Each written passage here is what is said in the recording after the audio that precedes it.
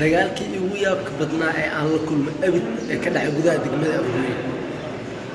markaan arkay runtii aniga waa biyaaway adigana haddaad ila yaabi doontahay bal soo daawo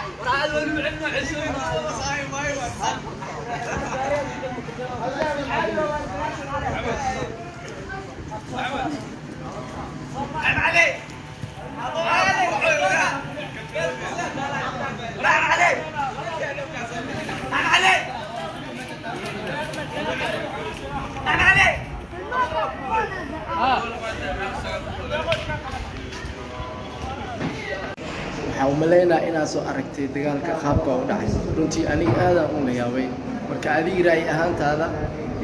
sidee u aragtaa marka commenting noogu reeb aad u mahadsantahay